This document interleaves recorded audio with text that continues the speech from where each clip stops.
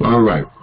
Hello, everybody. This is Calvin Butler with the RBBS Logistics Learning Center and the National Dispatchers Network. And tonight is Wednesday night, so it must be Wednesday night. We have the Q&A every Wednesday from 8 p.m. to 8:45 p.m. So let's go ahead and get started since it's 8 o'clock. And so I think so far we have joining us is Mr. Wendell. And what kind of questions do we have tonight? All right. I guess I'm going to make it real short and sweet. On that central dispatch, okay, I had initially set up my company, LLC, and I just wanted to ask a question. Do I need to have a DBA or assumed names tied with that like using as another department within the LLC that handles the Yes. You would want to.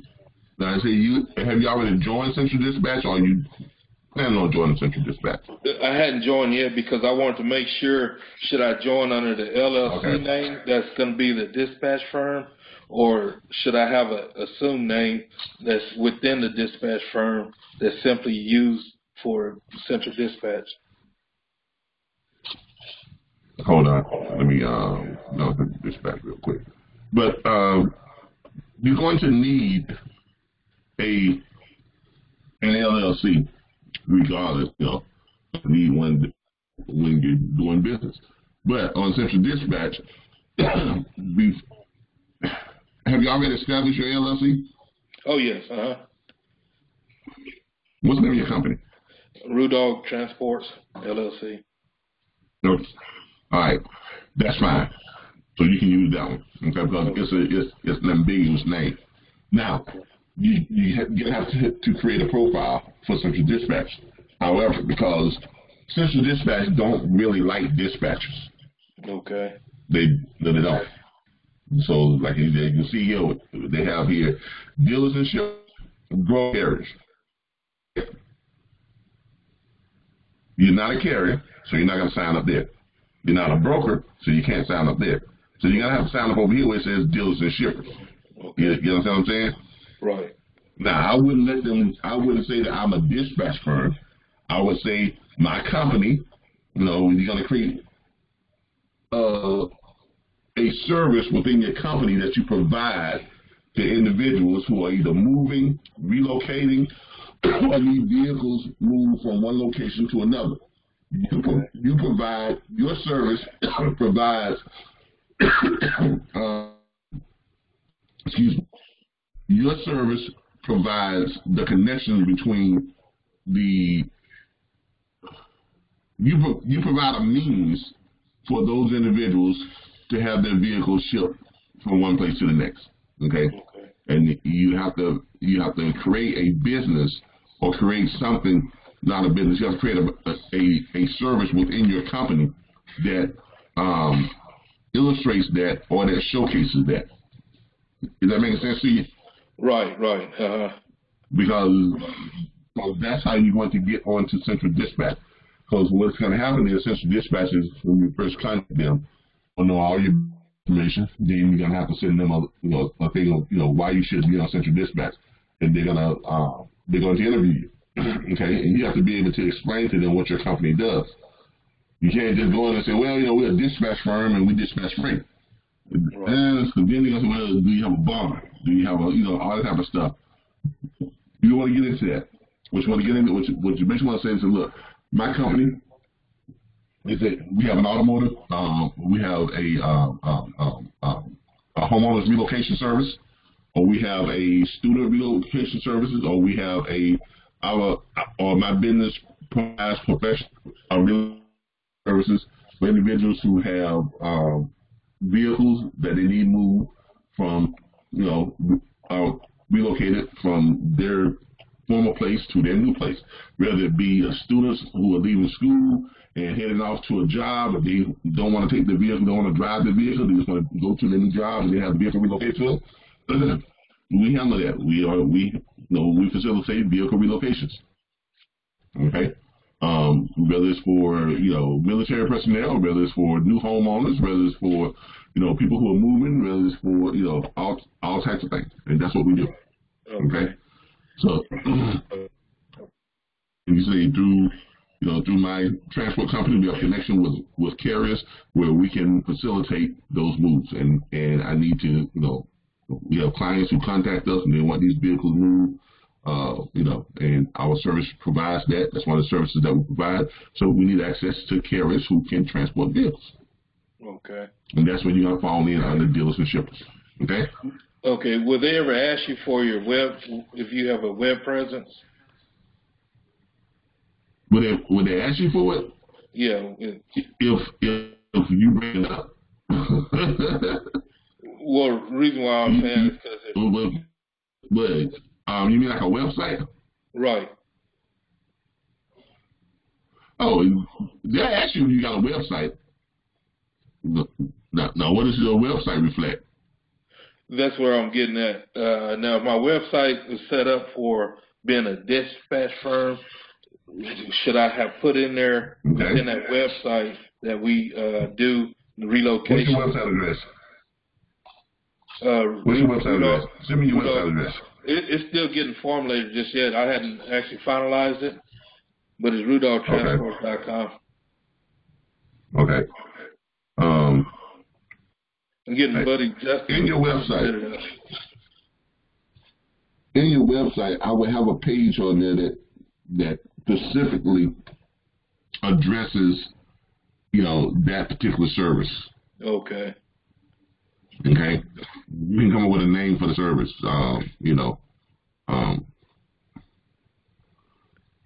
Vehicle relocation services. Right.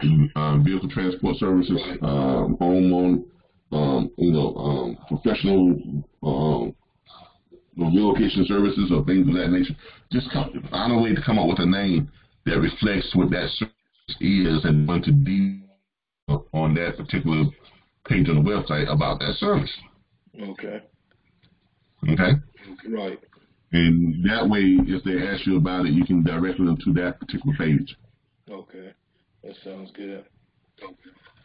Okay? But then they'll realize that you have all types of transportation stuff that you do other than just, dispatching. Which dispatching is what it is, but, that's part of one of your specific services within your company that you cater to. Okay. All right. That sounds good. Make sense? Oh, yeah, definitely. Okay. Now, when we're going back to general freight and we're, as a dispatcher, looking for loads for a carrier, and we happen to deal with a broker or a shipper, is it our responsibility when we look at the terms that the rate con, will it have a spot in there where we're able to negotiate for accessorial fees like lumpers and tows and things like that? Place on the rate con for you to do it, but you can call the broker back and inquire about those things. Most rate cons will have that outline within the rate confirmation sheet. Most of them will. Now, sometimes, occasionally, you're going to get brokers who won't put that in there. So it's up to you to contact them and say, what's your lumper fee policy? What's your detention fee policy? Okay. And they say, oh well, if your driver needs detention pay, this is what we do. Okay, can you to the rate con send it over to me, or can you send me an addendum to the rate con? Okay, so that's how we. You see what I'm saying? Right. Okay. Okay. Well, that pretty much sums up the questions I had for right now. Well, I guess a lot of people just forgot that we had Q&A tonight. We had quite a few people on last night doing spot training. Right. I was one of them. They're either busy or I guess others are either busy or they got tied up doing some stuff, and couldn't make it to the night. Right. But it is what it is. Exactly. You're here. You got your questions answered. Yeah, that's it.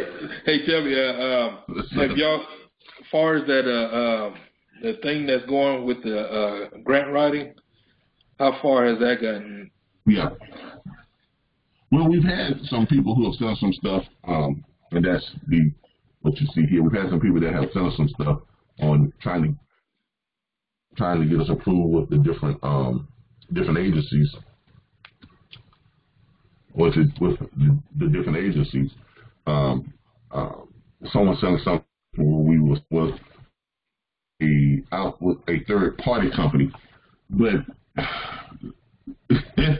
they're a third party company that supposedly the way they bill themselves is they get you registered to be approved with federal aid. They don't actually get you the approval. They get you registered, but then they want to charge you like $5,000 just for them to register you. Now, through some digging, we can go to the registration website and register ourselves. Right. Exactly. It's just about just filling out the information and going there and just registering yourself. But then they say, well, take care of keeping you each year. Okay, what does that entail? So when people say stuff like that, you have to really dig into it. Because, if you're going to be paying someone $5,000, and you're going to be paying them, another $500 a month. I mean, come on. I mean, really? I mean, right. So you can go to a website and type in our information, and then the next year you go to the website and you type in the information again. You update it, you see it, and that's worth $5,000 up front and $500 a month. No, I can do that myself. Now, you don't mean that you to actively contact each one of these agencies and work at our behest and get us approved, then that's something else. But if you're telling me all you're doing is registering us to be eligible for those types of programs, but you're not really seeking to get us the approval. Mm-hmm. Okay, it's kind of like a coded, like they're talking in tongues, they're talking in code. They're trying to make you think that they're doing one thing when really they're not doing pretty much anything. You understand what I'm saying? I feel you. Uh-huh.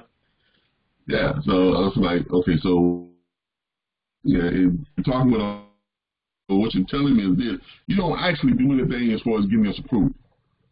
Well, no, but we do make sure that you're eligible to receive the funds. All right, but we still have to contact each and every government agency, and we have to negotiate with them to get the approval. And it's not guaranteed that once we pay you all and you all make us eligible, it's not guaranteed that we will get the approval. Just that we're eligible for it. But yeah, that's true. It's not guaranteed that we'll receive the grant. Exactly. Well, no. Okay. Well let me just you're right. Well, let me ask you this: if you have several people contacting each agency, and so if one of the agency either looking at it and they're more on the fence to trying to do it, and then they get bombarded with other requests asking for the same thing. How they gonna work that out? What do you mean how does it work that out? How do we work it out, or how do the agencies work it out? I mean, if they're getting a lot of requests, for the same thing or for the same agent, for this right here. Yeah. And I guess they say hey, this is redundant. We've already talking to one person, and we don't need. Exactly. So how does that work? I mean, is there a way around that?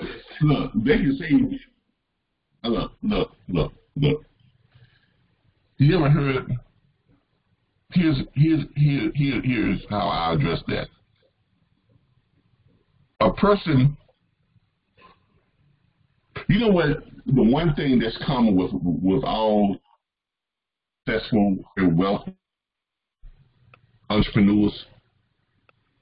One thing that every last one of them have in common, because they're all not smart, right? Mm-hmm. They're all not well educated, right? Right. They're all not experts in their field, right? Okay. They're all not, some business genius or financial genius. All their ideas are not great ideas, but every successful entrepreneur has one thing in common. That's persistence. Exactly. Persistence is the only attribute that is the only attribute that is common with every successful person. Because there are people who are dumb as a rock, but because they keep going back and trying over and over and over again, they become successful. Right. There are people that can't, put together a coherent sentence, but because they are persistent, they keep going back, do the same thing over and over again, asking the same question over and over again, and keep pounding until someone just say, "Man, what the hell with it? Give and deal. Let's do it. Let's do it. Let's give you a shot. I take a chance on you. Yeah, you see what I'm saying? Right. Persistence above anything else will get you farther than education, than having contacts, than having inside information, than being having a great idea. All of that doesn't even come close to persistence. So when people say to me, "Well, you don't think that the government agencies are going to get tired of no, because the government, because that's what they're there for." They don't say, "Well, you can only submit to us one time per year." They don't say that. These are government programs. Right. And if I want to have 1 billion people contact them every day, week, and why don't y'all give people a shot? Well, hey, why don't y'all give these people a shot? Guess what? Eventually, somebody is going to say, "You know what? Let's just give these people a shot," because obviously there's enough backing, there's enough people calling and supporting and wanting this that obviously it has value to it. Right. And especially if they're getting the same type of things like from different people in different companies that are representing our company. You understand? So we're in a no-lose type of situation. Right. Right? Mm-hmm. So they can either,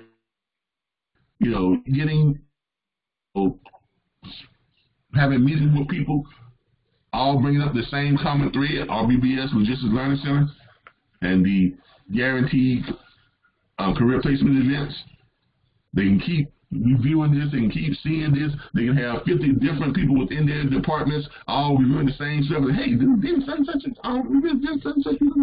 why didn't you keep calling back? Why did you? Well, somebody might want to sit down and talk with them and see, and then so, well, let's look at this. Okay, well, okay, okay, well, shoot, let's give them a shot. I mean, you understand what I'm saying? Oh yeah, it makes sense because it's just persistence. You have to be sometimes because you hear no one time doesn't mean that tomorrow you hear no again. And if you hear no on tomorrow, guess what? Doesn't mean that later on that day that you're gonna hear no again. And if you hear no then, doesn't mean that next morning you're gonna hear no again. And just keep going back until you get a yes. I don't care about the no's. Right. The no's, the number of times people say no to me don't faze me at all. So the moment for the one time that they say yes. Mm-hmm. And that's the mindset of a successful entrepreneur. If you're gonna be a successful entrepreneur or a successful business owner, right? Mm-hmm. In the nose, I don't speak that language. Me no comprende. Me no understand. Right. I don't understand that. Uh-huh. The only language I understand is yes, granted, approved, okay, all that stuff about denied, it's not approved, access, it's not granted. I don't understand none of that. I don't get that. Right. Okay, so the only thing that my cognitive, brain even recognizes is the yes, and things that are associated with the yes.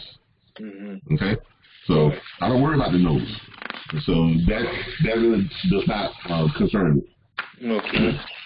So That's a great thing. So moving forward with that right there,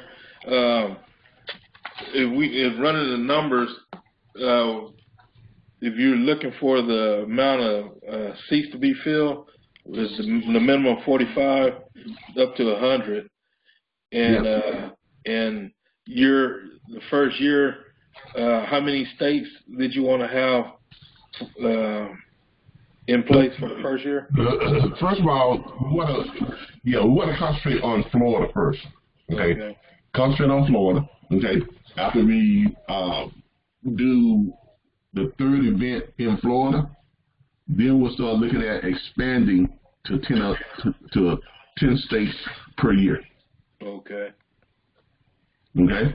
Right. So we get around. We'll start. The goal is to start March of 2020. Okay. So and then after that, and that's going to be in Miami. Okay. And 3 months after that, we plan on being in Fort Lauderdale. 3 months after that, Orlando. 3 months after that, Tallahassee. So around about the time we hit Orlando, which should be around October of 2020, September, somewhere around there. Okay. Yeah, around the September or October, because December the 5th, that week we should be back in Tallahassee. I see. Okay. Okay. So around about September or October, we should be looking to expand into to 10 other states. 4 cities per state, 4 times a year. Okay. So when we're going to try to source this, so when we're trying to source this, what they're asking should be for the year of 2021 for the 10 years, or for the 10 states, or well, if you go into sources as if you're starting as soon as possible. Okay, because you want to get once you get the approval, it's just a matter of each year you're just making sure that you are in compliance with the approval guidelines. You understand what I'm saying? Right. So once you get the approval, they're going to give you a set of guidelines that you have to meet, to be compliant, right? Which means you got your business license has to be up to date, whatever this is and that. You have to offer, it has to be something that offers a specific vocational training, which it is, and that kind of stuff. You have to provide your schedule of curriculum, which is right here.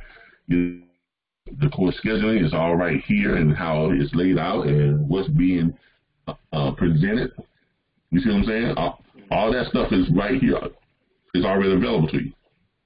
Right. So we give this to you all. We make this available to you all, so you all can download it and pass it on when you're seeking to when you contact these agencies and you're seeking to get the approval. Here's everything you need. Right. Here it is about the curriculum, and then we have everything there's about the company and our executive summary. Here's your executive summary right here. So, and there's your summary. Right. And everything within it is, has all your links in here. All your stats and your statistics and the sources of where they came from. They're all in here too. So, and it's an interactive executive summary. When you go down and you read the executive summary, you notice here when it talks about the legal entity, which is going to talk the legal entity, which is RBBS Learning Center. If you click that, that will take you over to what? It'll take you over to our division of corporation. There we are. We're an active company. This is the state of Florida, licensed LLC. All our tax identification number, all that type of stuff. Our documents and images, our corporate resolution, our annual report. It's all right here. So whoever is looking at this can access it right there. The RBBS Transport LLC, that's also going into within itself. You click on it, it takes you right over to the filing that we have as a legal entity. It shows that we are indeed a active registered LLC in the state of Florida. It has been so for 3 years and 4 months. Right there, active, state of Florida, date filed 21/2016. Right. So you have all that, and then on each of the cities that we're looking to go into that first year, you've got some profiles of the cities, and click on it, and it takes you right over to their profile videos. Okay. And you click, and it will take you right over to their profile videos, tell you about those cities and what they have to offer, and where the events are going to be taking place at. So that's what you see there.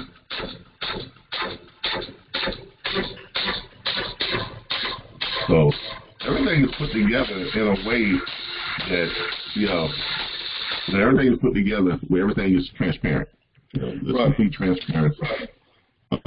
Even down to our stats and stuff. If you're looking at how we get these numbers and things like this and that, you have links that take you to where we get stats from, even the breakdown on the cost analysis. Hotel accommodation, what it's going to cost for us to accommodate, each student, all 45 students for that week. But it's going to cost on meals and all that type of stuff, and all that stuff is presented within those links. You click on them, it takes you right over to the source of where we receive those stats from. Right. I remember I was on one of your deals, your training when you was talking about all that. And I went through the slides as well. But I guess what I'm asking is that when we go try to get the sourcing for that, for the first year, you're doing 4 sites, 4 cities, and a minimum of 45 seats, 45 heads. Do we source for just that amount? From anywhere from 45 to 100 for the first. 45 to 100. Yeah, it's anywhere from 45 to 100 is what each event is going to. That's what we need, a minimum of 45 students to put the events on. So that's the minimum criteria that we need to meet. Anything over that, we over that. Right. I understand that. But what I'm saying is that for that first year, 2020, you got 4 events lined up, which at just 45 heads, you're talking 1.35. Are we just need to? Can we only just, since it's just within that year, we can only try to source for that amount for that year, and then the next year we source for the 10. No. Look. The 45, the minimum number is what we need in be able to pay for everything and pay everybody who's involved. Okay. Right. That's just our minimum criteria. We need a minimum of 45. All right. Now, we can accommodate up to 100. So anywhere from 45 to 100 is what our capacity is for each event. We don't want to go over 100. Anything that's over 100, we move into the next event. Right. You understand?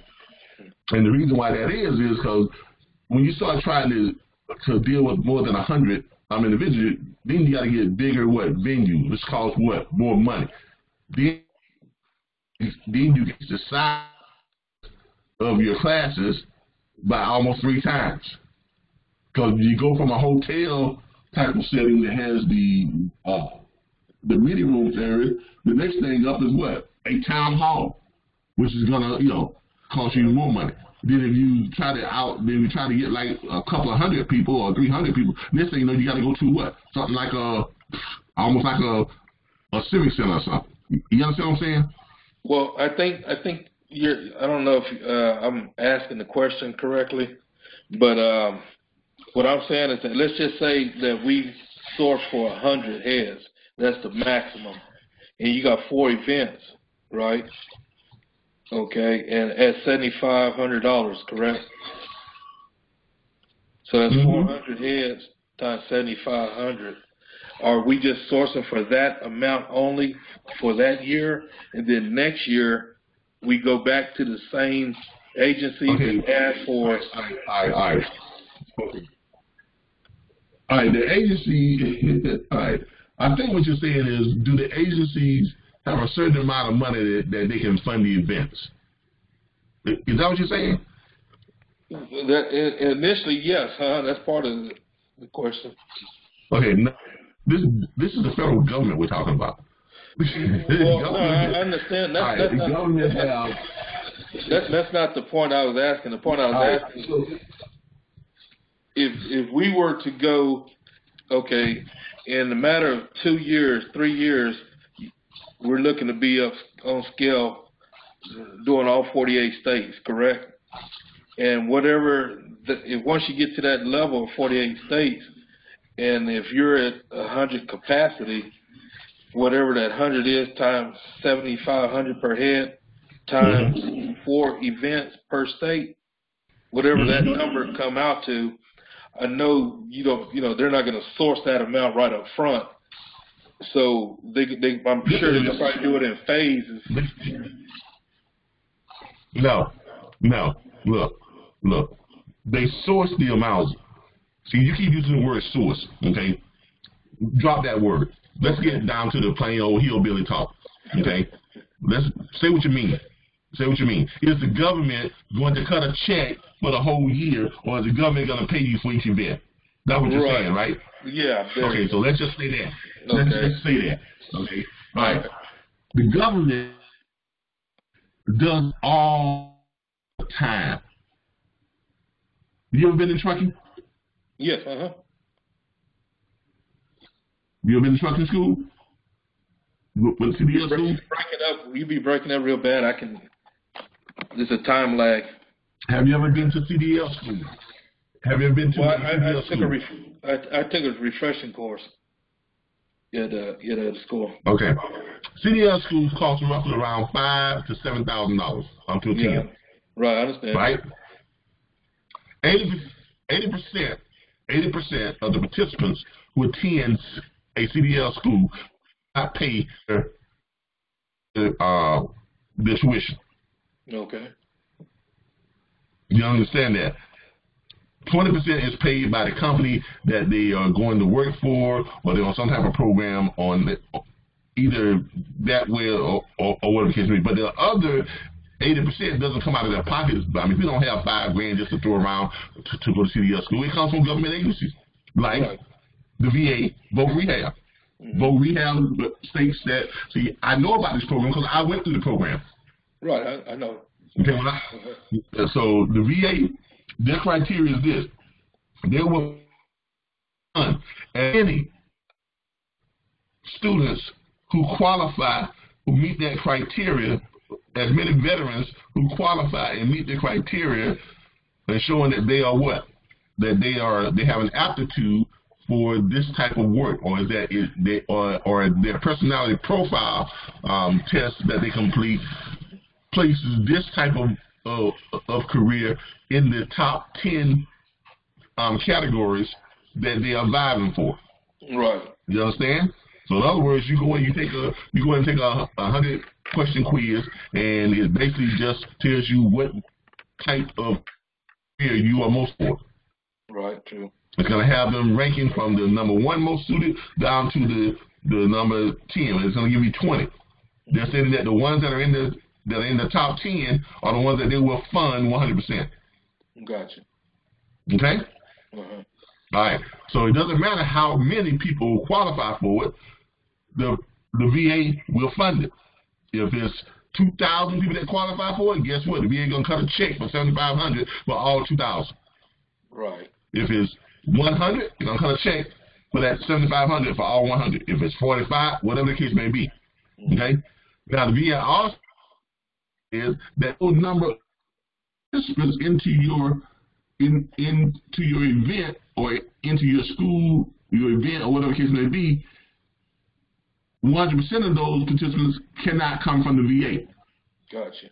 The VA will only, so that means 80% is the max that the VA will send to that event. You understand? Gotcha. So the other,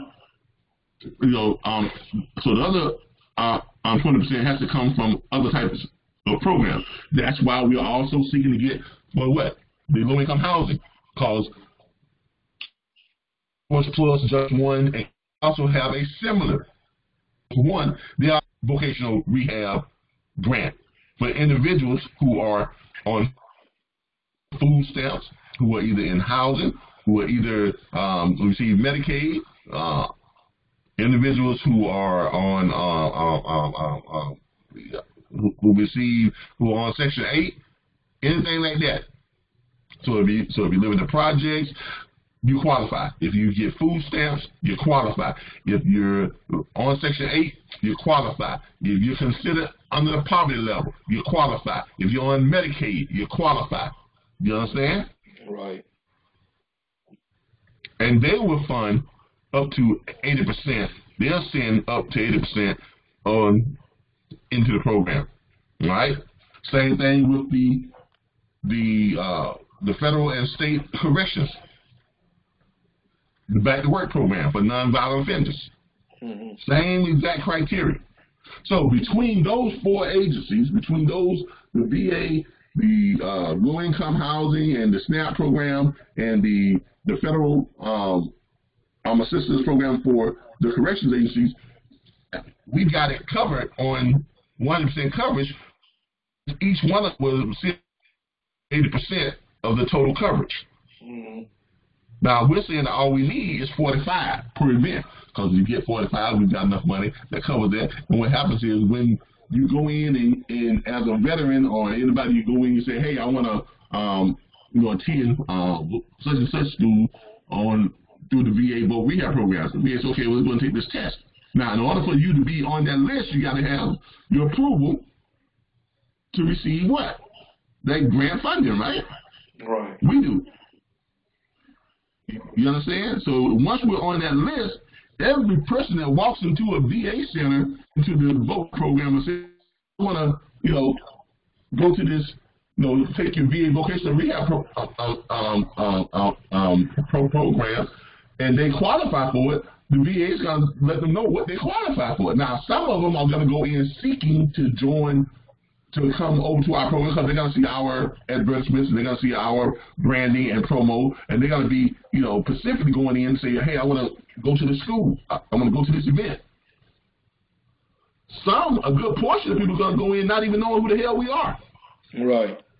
But when they take that assessment, that personality profile or the business profile or the career assessment test, guess what? We're going to be in that number for a lot of them. And the VA is going to say, oh, you qualify for these type of programs: welding, the truck driving, the logistics, and freight, dispatching and brokering, blah blah blah blah. Here's what these things they average. So when they get down to showing what the profile is for the freight brokers and the logistics trader one, they're going to be showing them this information. Okay, the average income is between $60,000 and $205,000 a year. What's involved? This right here says that it's guaranteed career placement with the successful completion, where you're going to be guaranteed a position with one of 4 or one of 5 firms that are going to be offering the position of what? Dispatch agent or freight broker agent. And they also offer you the ability to do what? Work from your home. Right. Now, you don't think that's going to appeal to a lot of people that go in not even knowing who the hell we are, not even knowing about the logistics business, but they see that and they can earn anywhere from $41,000 up to $200,000+ a year, and doing it for working from home at their own pace. Right. Mm-hmm. I mean, it's a seller. I mean, it's a winner right there. I mean, you can't go wrong. So there are no restrictions. There are no restrictions on the federal government on how much money they will put towards it. The only restriction is they have a restriction on that they cannot be the 100% provider of students or participants to the event. You understand? Right. Well, I mean, and the way they pay out is this: once you qualify for the event, right, and then the participant chooses your curriculum. Now, someone goes into the VA, someone goes into the Career Source One, or whatever this is and that, and they see they qualify for it. They'll go ahead and start processing the paperwork, and they'll cut the check to us, because the money has to be in our bank account. Okay, I think they have a cutoff time to qualify for it. I was going to truck driving school down in Orlando, in Orange Park, Florida, National Truck Drivers Training School down there.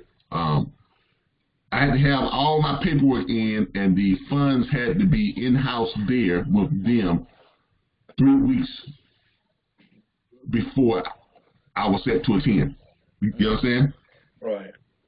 So the VA and all those places, they have a criteria of they have to have those funds in house. Because obviously we have to get ready. We have to pay for the venue. We have to pay, all that type of stuff, right?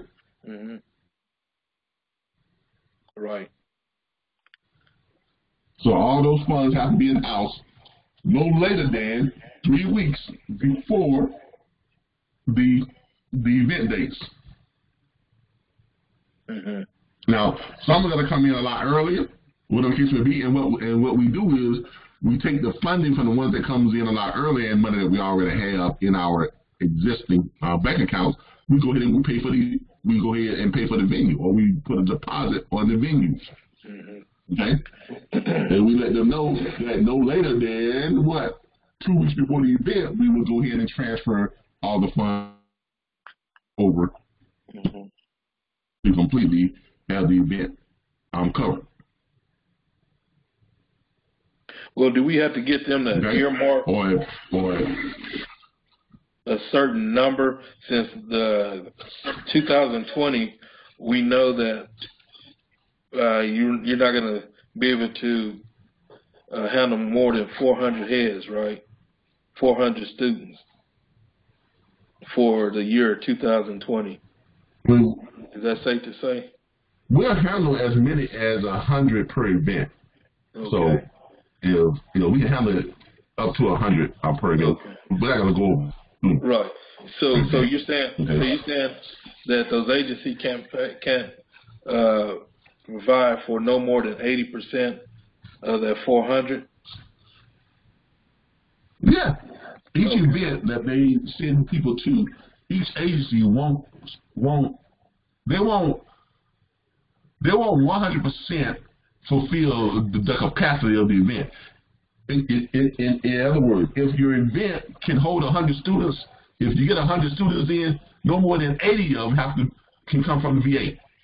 Right. No more than 80 of them can come from the workforce program. No more than of them can come from where? The corrections department. Right. You see what I'm saying? Yeah, that's understandable. If 50% comes from the VA and 25% comes from Workforce Plus and another 25% comes from that's fine.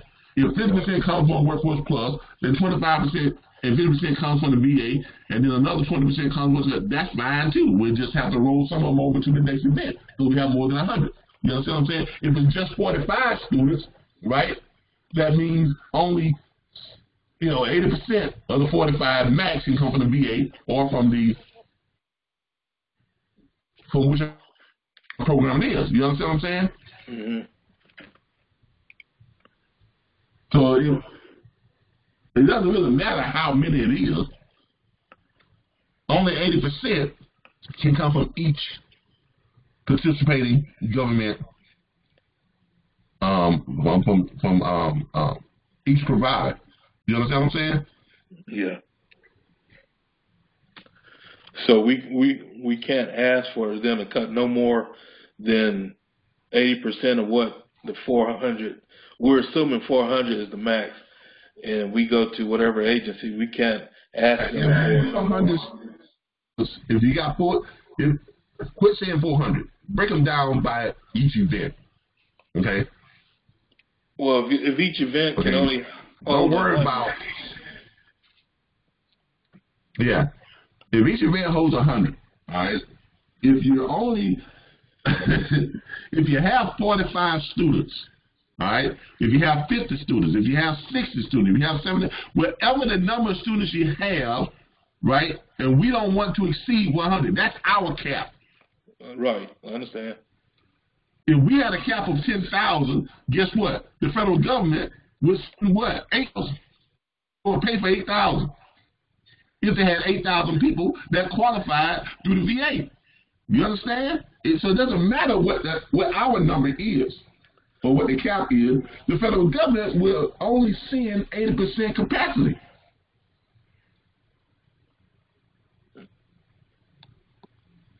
The limit of the 100 is what we have placed on it, because we don't want to saturate the market. We don't want to be in a situation where we get 200 or 300 people trying to come to one event, and we satisfy them. Then we got to get a bigger venue. But then months down the road, we don't have people who are qualified to go to the next event. You understand what I'm saying? Okay.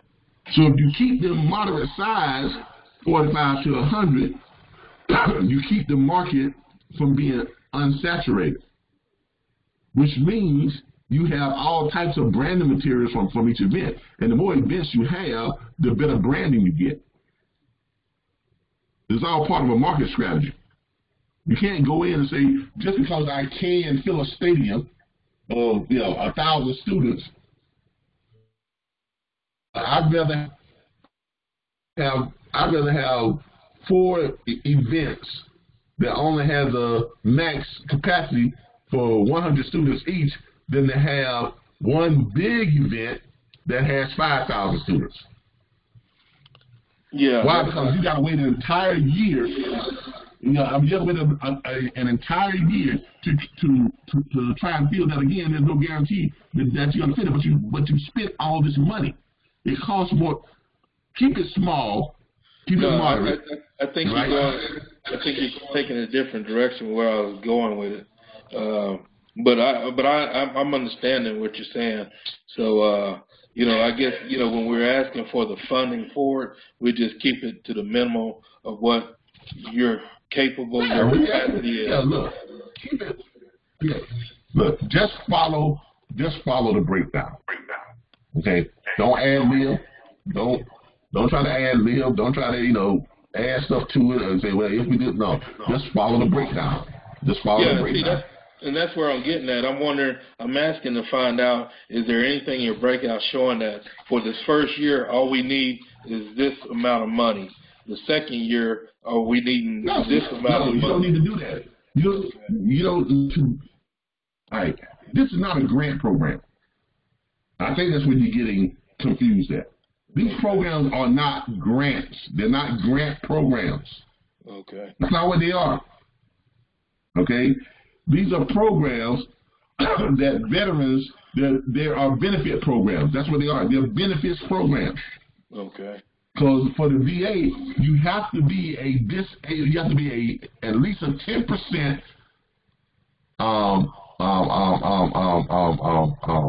connected disabled veteran. Okay? Right. So that's a benefit program. That's not a program. That's a benefit that the federal government, the VA, owes. They owe veterans who were hurt in the line of duty. Right. They owe that. They owe that to them. They don't have to. There's no real qualification for it. They just go and take the assessment and see which careers that the federal government is going to cut a check for. Okay. Okay. Same thing with the federal Bank to Work program. Okay. Since these individuals have been incarcerated and they've been separated from society for X number of time and get them back on, keep them from offending, okay? The federal government has decided, okay, we're going to pay for them to go to some type of program that puts them on the track to earning good money. It's not something that they got to qualify for. The qualification is they got sent to prison on a nonviolent charge. Right. That's the they're already qualified. You understand what I'm saying? They're already qualified. The other one is, to qualify, you have to be in dire stress. Low income, below the poverty level, on food stamps, okay, on housing, on government housing program. You're already qualified. I got you. So, not grant program. I think you're confusing them with grant program because you keep saying stuff like earmark or airmark and sourcing. That's what grant program. This is not. Okay. This is not. These are not grants. Okay, that's probably why I'm getting. That's probably why I'm getting confused. This is not grants. This is not money that is paid to the participant. This is money that is paid directly to us from benefits programs that their participants are electing to choose our company or choose our event to help them get, into those positions. That's why we have the guaranteed career plan. Okay. Okay. So I think that's when you're getting off. You're trying to equate this to a grant program. No, this is not a grant. Okay, I got you. Okay, that makes sense. Okay. Yeah. All right. Now, so the position hasn't been filled yet, huh? Yeah. I just came in the call. A little late. A little late. No, the position hasn't been filled yet. And the person that gives us the approval for two of the four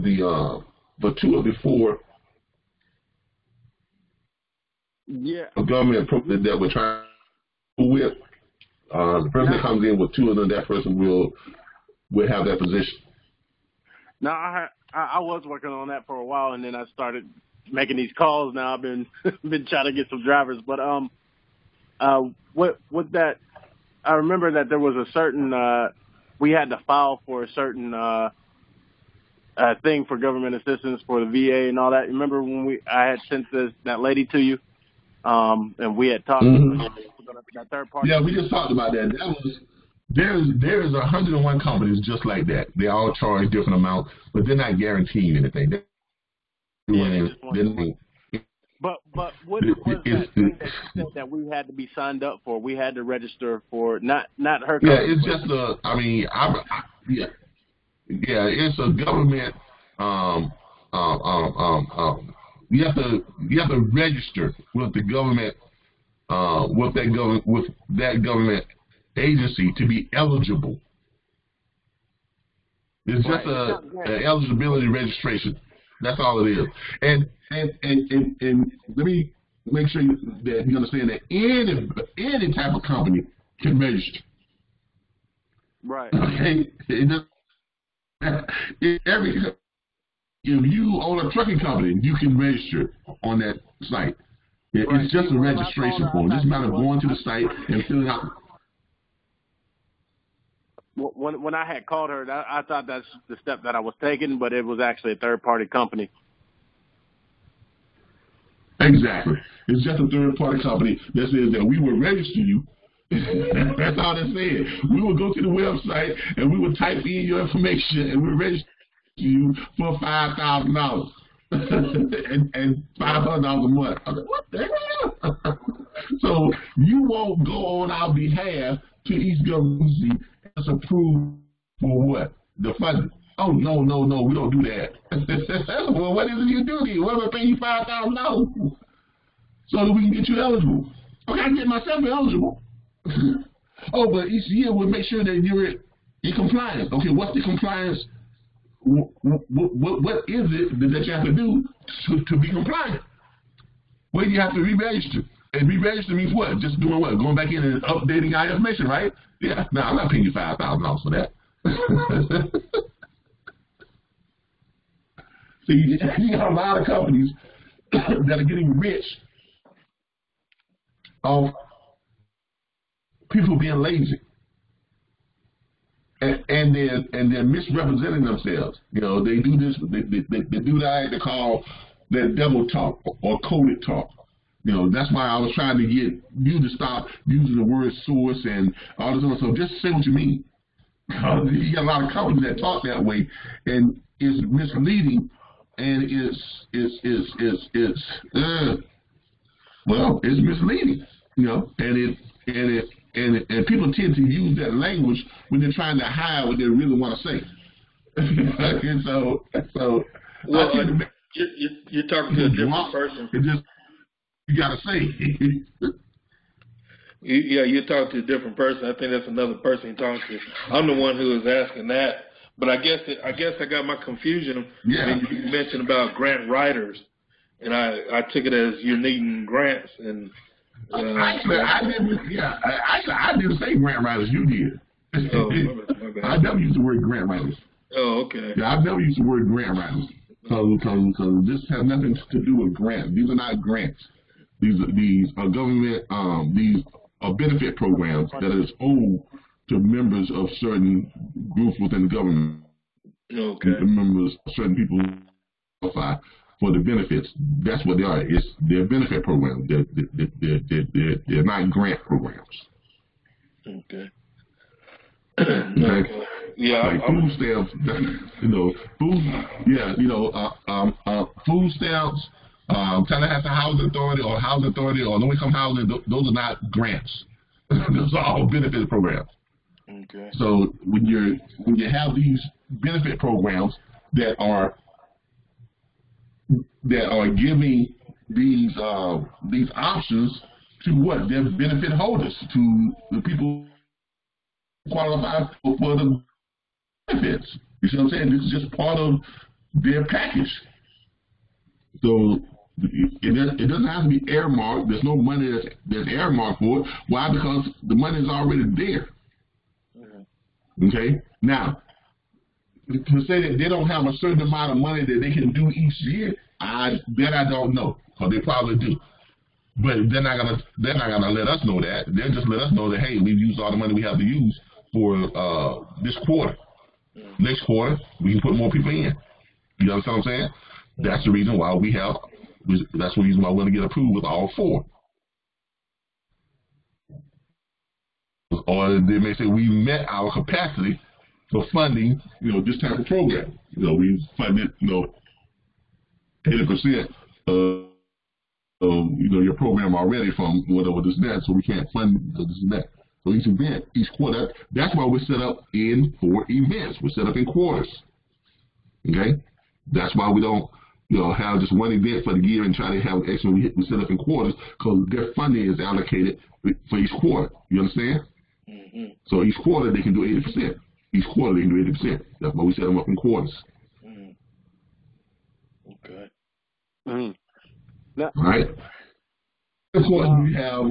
We're also working with one of the other jobs of the funds acquisition officer would be to work with factoring companies and other financial entities that would finance individuals who don't qualify for the various government programs. So for individuals who just want to take this or who want to attend the event and want to pay themselves, we want that person, whoever wins this position, we want that person to reach out to companies and institutional financing firms to see if we can secure some type of student aid or loan programs for students who don't qualify, for people who don't qualify. You understand? So just the average Joe Blow who not on low income, who's not a veteran, who's not just released from prison and saying, he says, I want to work in the logistics industry and take this course, but I don't have $7,500. They say, well, you can finance it. Right. If you put down 10%, we'll finance the rest, and then we can have it set up to where it comes out of your earnings or something of that nature. Or you pay it back on a monthly basis, just like they do with trucking school.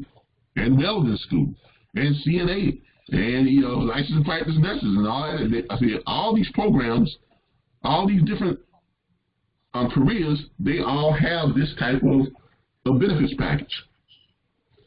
You hear about people going to welding school.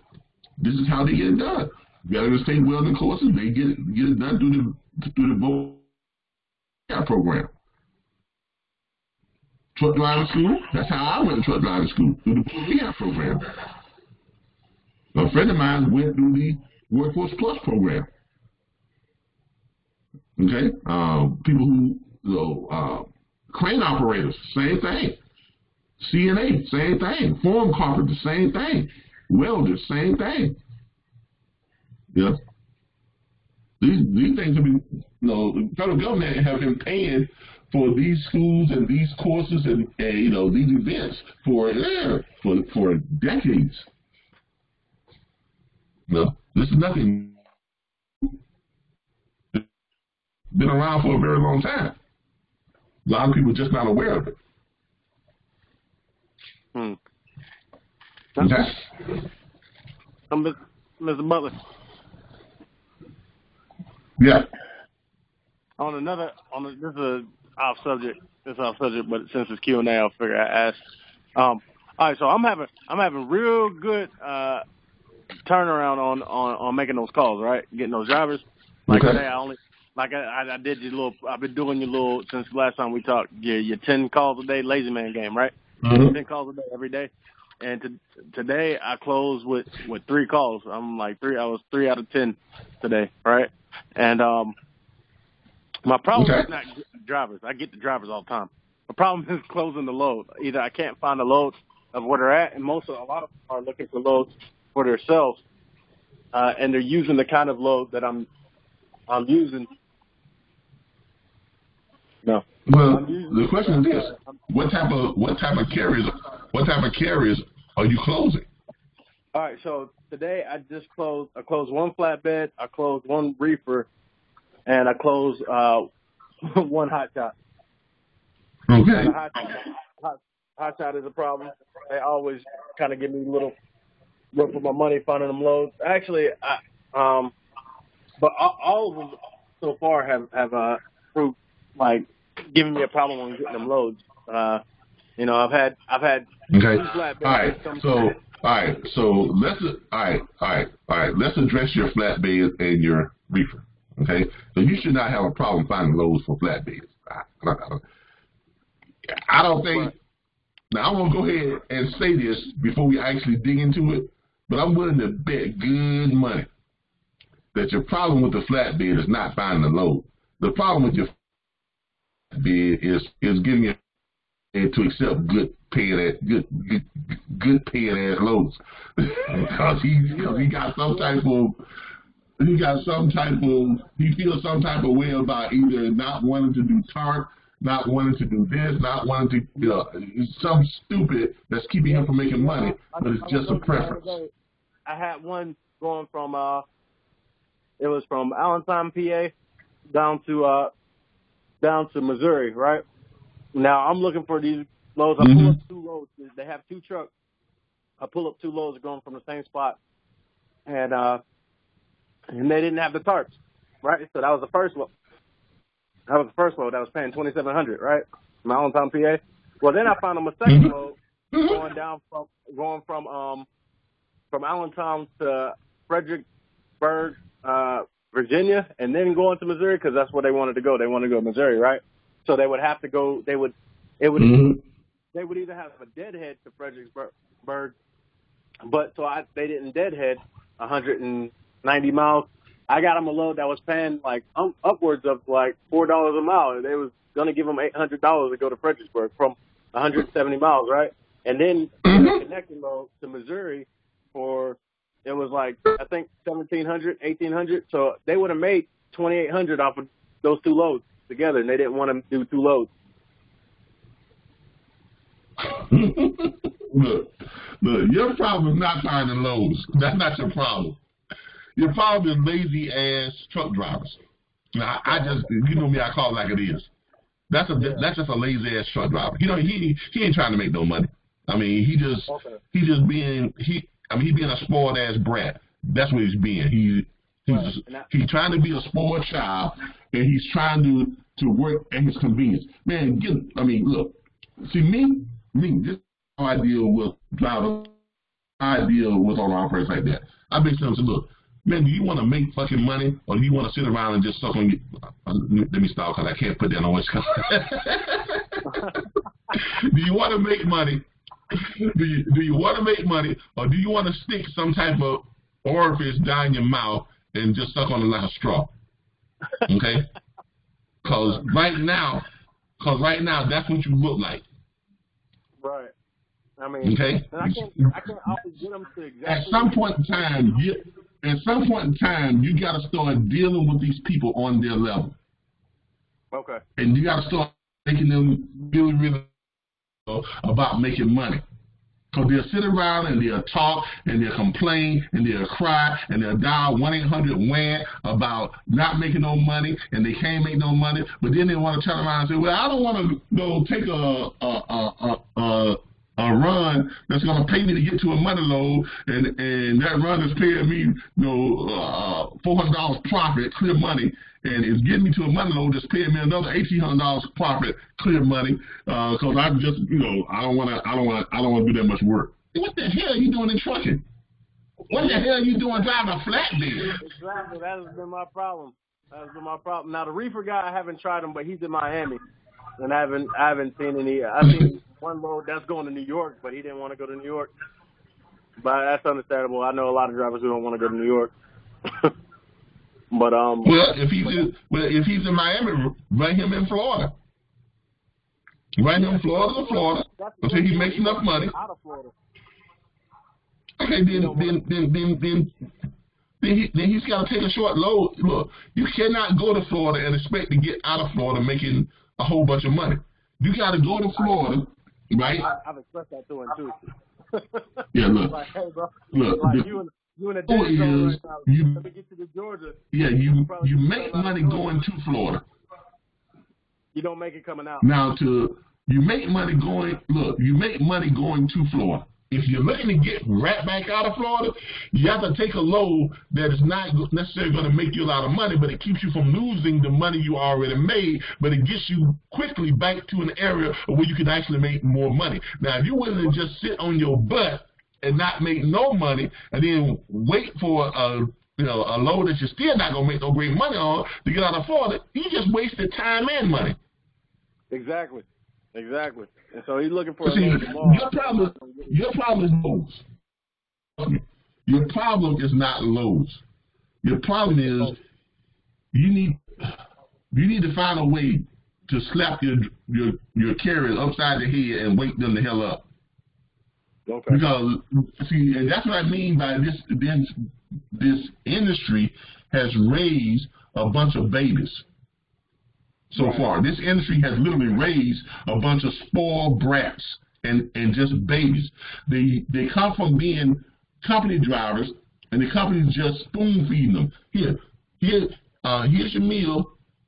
Here, take that, eat it. Oh, it don't take. Take it, eat it. It's good for you.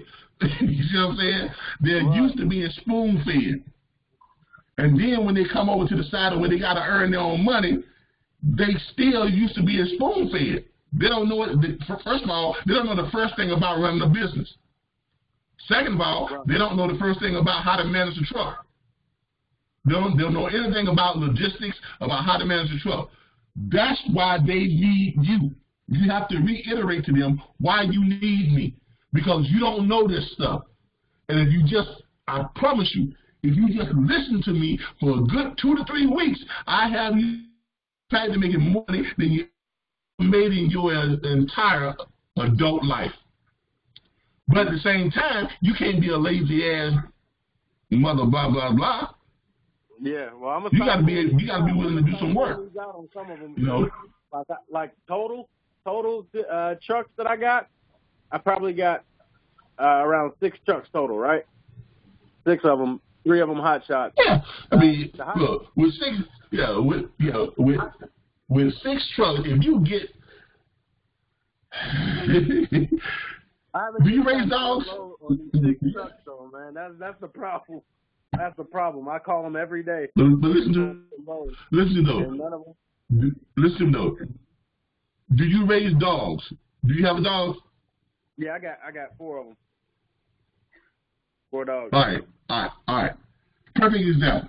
All right. If you got 4 dogs, it's the same thing like these truck drivers. You got 4 dogs in your household, right? There can only be what? 1 alpha male, right? Right. And if you got 4 dogs, especially boy dogs, right? Right. When they're young, they just tail wagging and they smiling and tell them to do something, eager to please you. They run around and do all stuff, right? Now, at some point in time, that dog, all 4 of them, that dog is going to challenge you for that alpha male position. Yeah. They're going to do it in a very subtle way. They're either going to disobey a command or disobey a rule that you know they already know and just try to be defiant at, or they're going to snap at you, or they're going to show their teeth, or whatever the case may be. Now, when that happens, what do you do as a dog owner? I put my foot up there. That's what I do.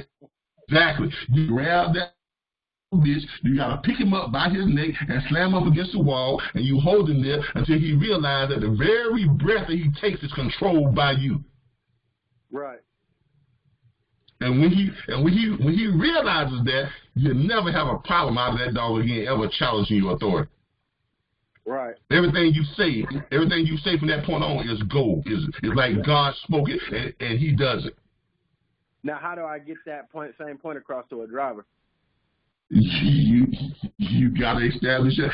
Unfortunately, you can't just go and snap your truck right upside the head. Yeah, I almost had. There was one guy. I almost. He was trying to. But here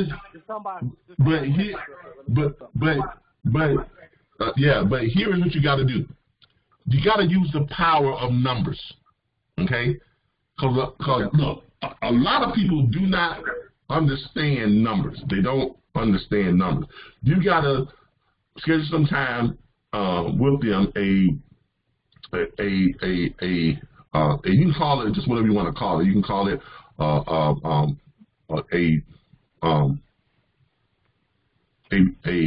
truck management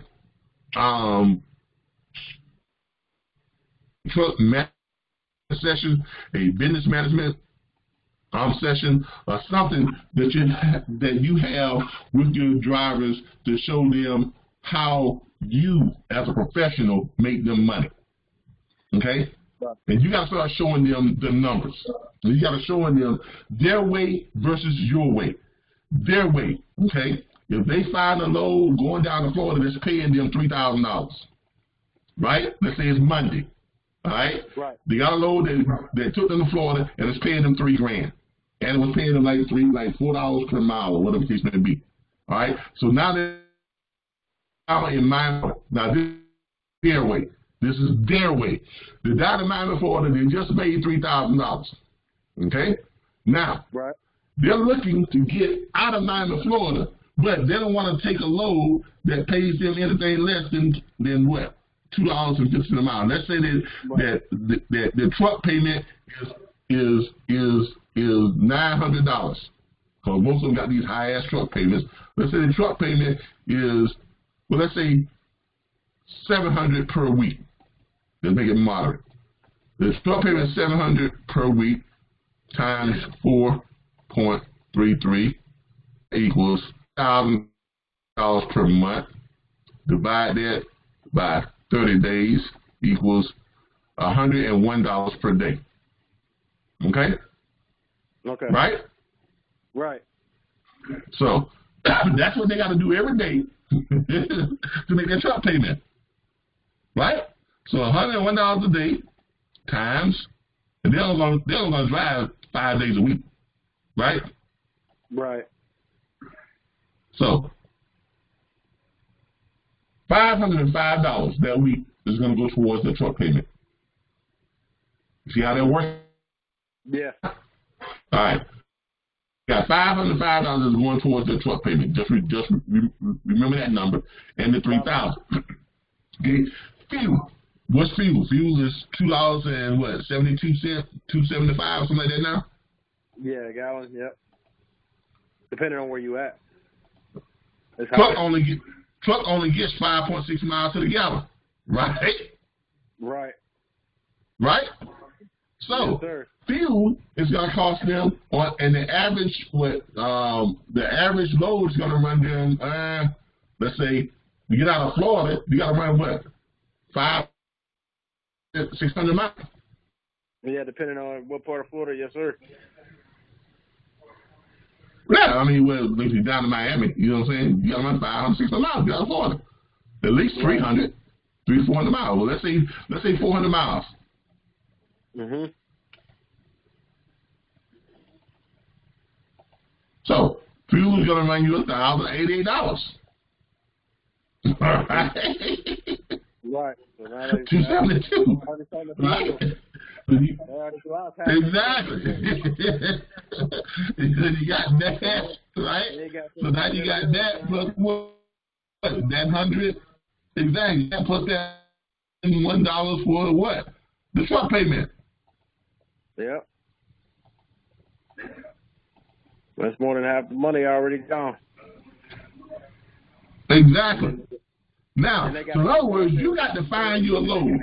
So hold on. You got to find you a load to get out of Florida, right? If you're trying to make money getting out of Florida, you got to find your load that's paying more than the $11.88.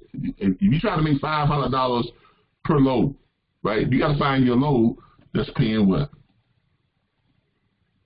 You said more than $11.88? $16.89. Okay. Exactly. And your load is $16.89 if you're trying to make $500. So that's what most truck drivers try to make. You're trying to earn $500 per load. You see what I'm saying? Yeah. Now that's their way. Okay?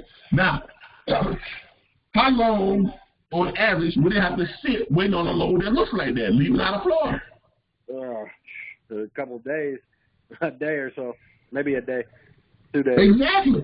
So they're going to sit around a couple of days, maybe up to 3 days, waiting on a load, right?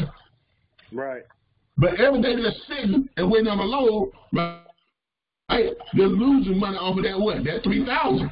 Yeah, see, when I was going flatbed, if I ever went to Florida, I always did head up right up to that little lower half of Georgia, and I always got a load out. Yeah. All right. Yeah, but let me finish. Let me finish with this illustration now. Okay. Okay. Yeah. Remember what you trying to do is you got to start dealing with your carriers and showing them that your way is a better way. So they can sit for 2 or 3 days waiting on this type of load that's paying $16.89, right? They can sit for 2 or 3 days waiting on that, right? And then they'll spend what? So it's Monday. So when they got there, now they Tuesday, Wednesday, they finally stopped. But they spent Tuesday, Wednesday, and then Thursday they finally get a load out, right? That pays them, and chances are they ain't gonna get no load out paying that much money out of Florida. Chances are they're gonna wind up taking a load that's paying them what, just enough to meet their truck obligations, right? Yeah. Right. Or more than likely, they're going to lose money. More than likely, what they're going to get going out of Florida is this. They're going to get a load that's paying them, if it's going out of Florida, it's going to pay them about $980. See, now what I do is when they need to make what? When they need to make $11.89, right? Minus $11.89. So doing it their way, they lose $209 minimum. All right. Now, go ahead. You go. Now let's look at it doing it your way. Okay, your way. They made $3,000 going in, right? Now they're in Miami. But remember how I showed y'all how you take those little short runs inside Florida? Yes, sir. Yeah, you said $1,300 a day from doing all those short runs. You did 3 of them. No, $1,700 a day, $16.89.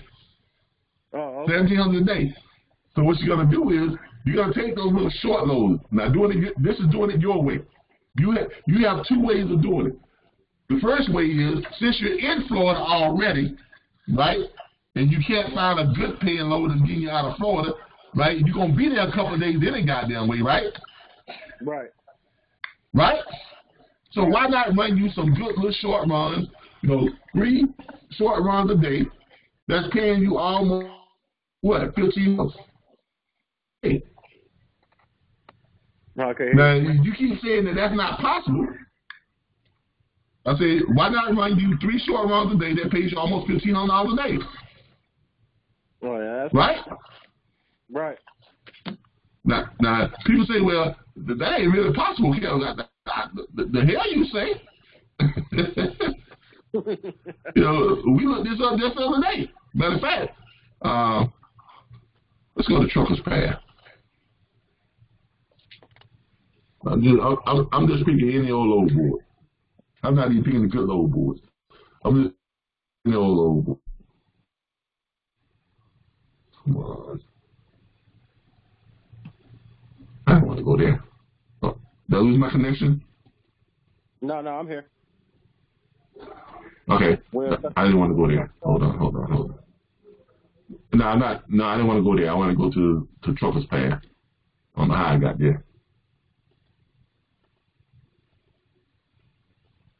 I want to go to Trucker's Path.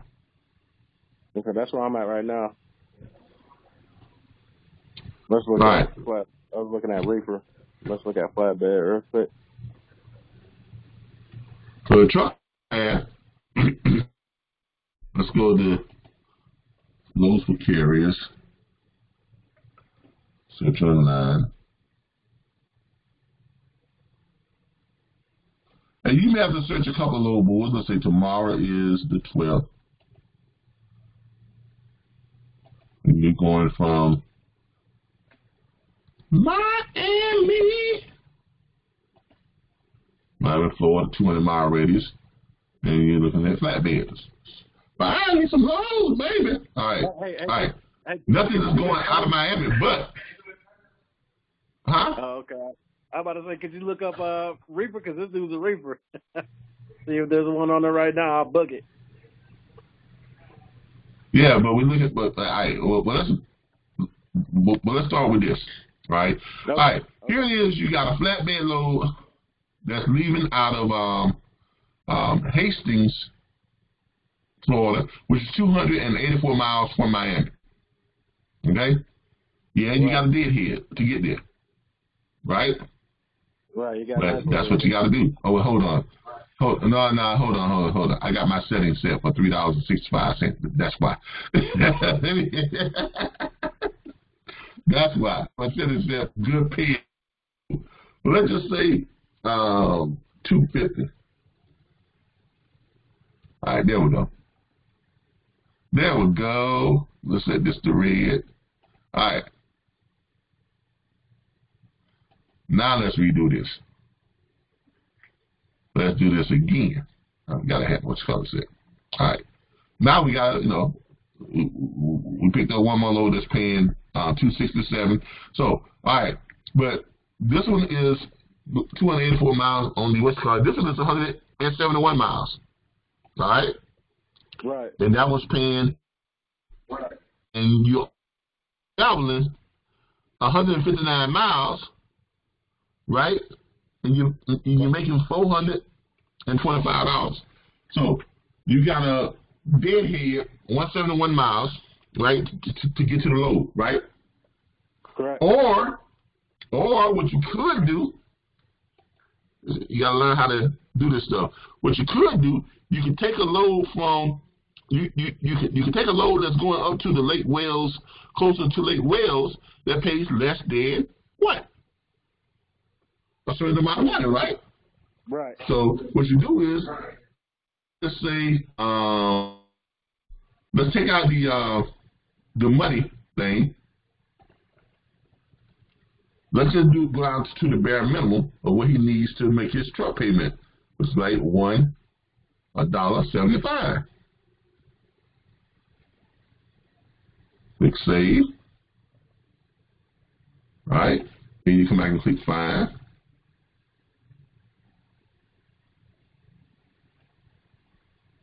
But did I do something wrong? Okay, Miami, Florida, 200 miles.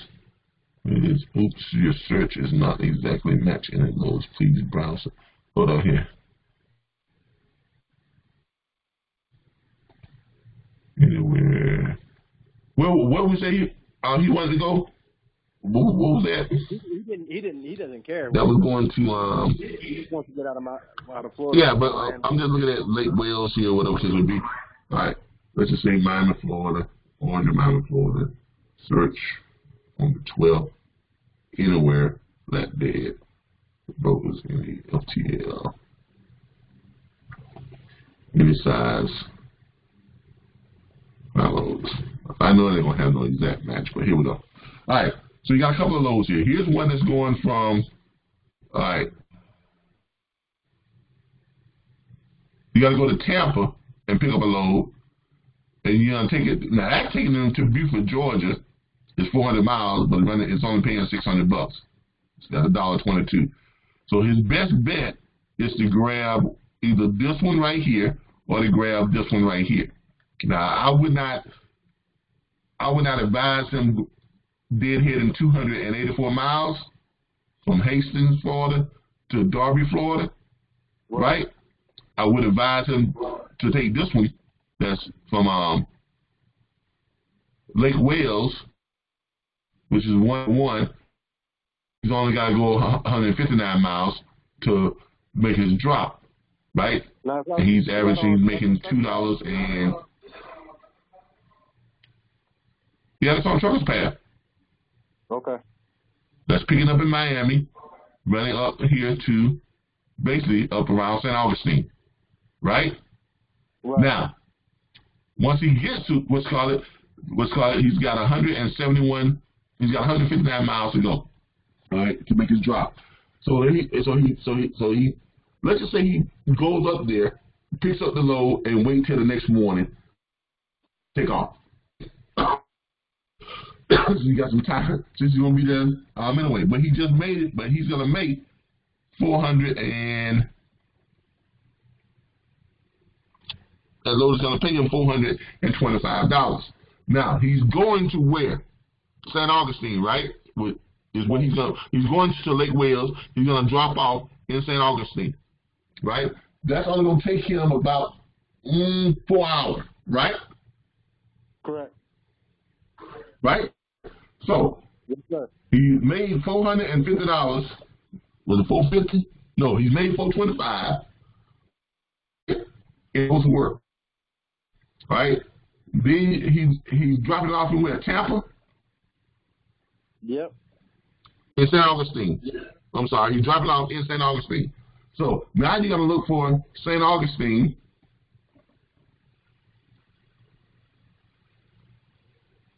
Okay. Right? Yes, sir. When he picked that up, he drop it off on the 13th. So on the 13th, he's looking from St. Augustine, going anywhere inside. All right, you got to as you can see here, right? Right. From St. Augustine, you see how you see what happened?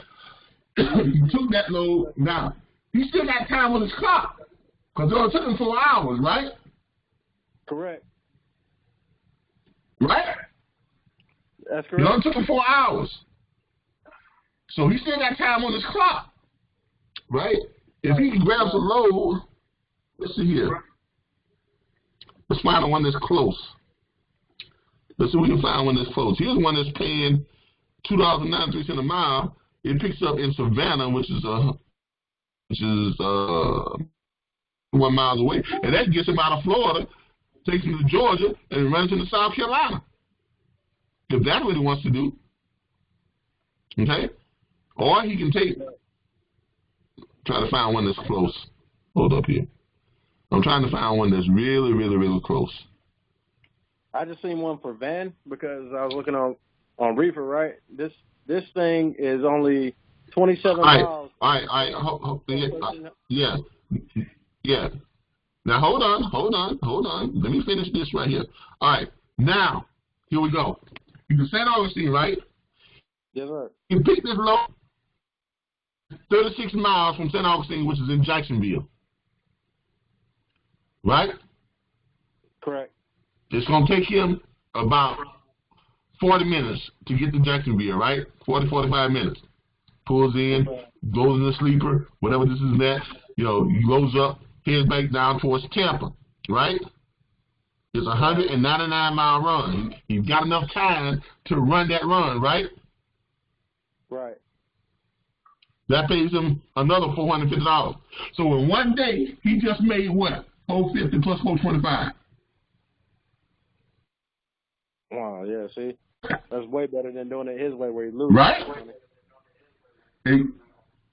Exactly. So in one day, he just made $425 and $450.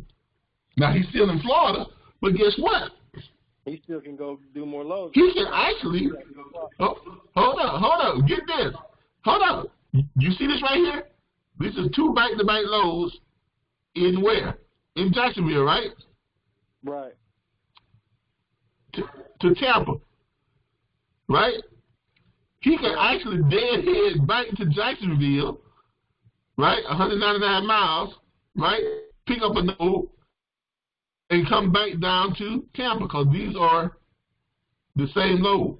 It just runs multiple times every day. Right. You notice that? So he just made what? $450 and $425. That's what, $875, right? In one day, right? Yes, sir. Exactly. He just made $875 in one day. Now he can turn right back around and head back up to what? Jacksonville. Or he can find him a load that's heading back up to Jacksonville, right? Right, and then get out of there if he wanted to. He still have time on his clock. Well, I would head back up to, I would find me a load going back up to Jacksonville, and I'd grab this load right here again. Back down to Tampa, this grand $450. Me personally, I'd run that, because that load obviously runs every day. Multiple loads. And how far was that, that St., what's it called, to Tampa? From Jacksonville to Tampa is 199 miles. That's 4 hours. Yeah, 4 hours. And then it's only, yeah. So 4 hours. And the other one before that, the other one from St. Augustine to Jacksonville was 36 miles. Oh, yeah. That's not bad at all. You do 2 of those. Yeah, exactly. Plus another 45 minutes, you still got close to 4 hours to get out of Florida after that if you wanted to leave out of the state after you made your money for the day. Exactly. Look, he could just, if here's what I would do. I would come down to Florida. I would piece together me some short runs like that and make me almost $1,000 a day for about 3 days straight. Right? Heading into the weekend. Listen what I'm saying. Heading into the weekend, I'd have made $3,000. Hold on now. I came into Florida, made $3,000 going down to Florida, right? Right. Get there on a Monday, Tuesday. Then I stay in Florida. Run me some short runs and make me about $1,000 a day. From Tuesday, Wednesday, and Thursday. If I want to try to grab one on Friday, make another $1,000. Try to grab me 2 or 3 loads on Friday and make another $1,000 a day. Short runs, right? Right. So I went to Florida, made $3,000. I stayed in Florida, made $4,000. Right? I chilled for the week. Why? Because I'm what? $7,000. I'm chilling. I'm relaxing in Tampa, St. Augustine, whatever the case may be. You know, in the mall, in the strip, whatever the case may be. Because I got what? 7 G's in my pocket. Right? Right? Then I go ahead and plan to do what? Get out of Florida that weekend, heading wherever I'm going to head to get out of Florida. Or that Monday or whatever the case may be. See, it's a, look, his way, he's going to run his hand down to Florida. He's going to sit there and act like a baby and cry and bitch and moan and wait for a load and see him. Days ain't guap. making no money, just spending money, eating, you know, probably chasing some lot lizards or whatever he's spending the money on. He's gonna waste his money because he got time on his hand. And then he finally gonna get a load out that's paying him a couple $100 over what he needs. Or he can take that time while he's down in Florida, run some flatbed loads, make himself $1,000 a day, and in 4 days pocket another $4,000, or in 3 days pocket $3,000. Whatever the case may be, he's doing a hell of a lot more beneficial stuff financially than he would and just being. True. That is true. Now, when you show this type of stuff to someone that's really trying to make money,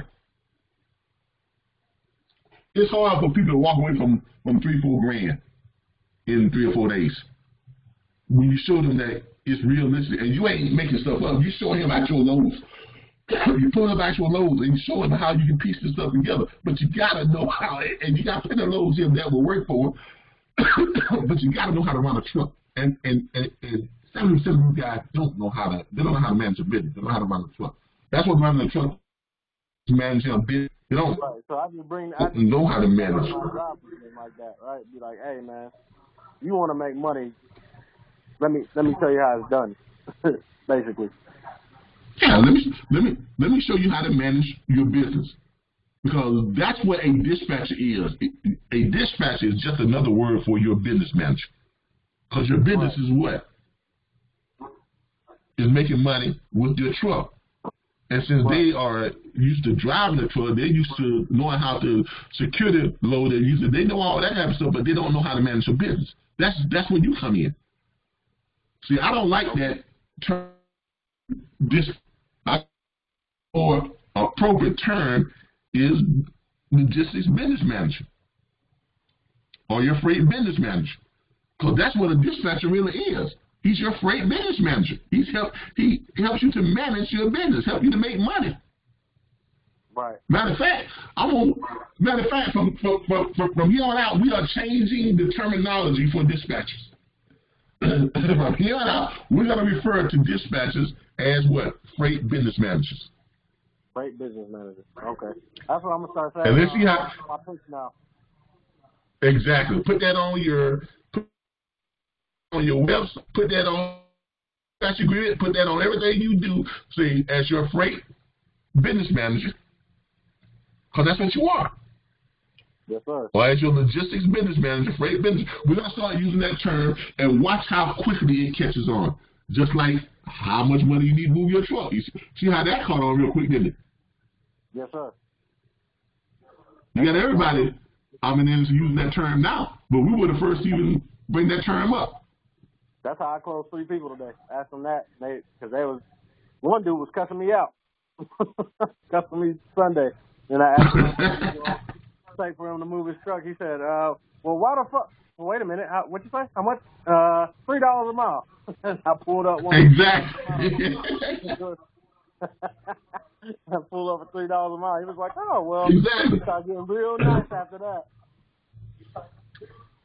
Yeah, you see how that script changes a lot of hearts and minds. Because look, if you pitch that script right, if you use that script right, there's no objection you can't overcome. The only objection you can't overcome is a hang up. Yeah. But I don't care what they say. They can be cussing, they can be spitting mad, but as soon as you say, well, let me ask you a question. How much money do you need to move your truck? Huh? I'm getting these drivers. I'm getting the drivers. I just got to get them the loads now. I got them to get them to accept the loads that I'm presenting them, because it's meeting their requirements. Well, it's not a... Yeah, look, change your way of looking at it.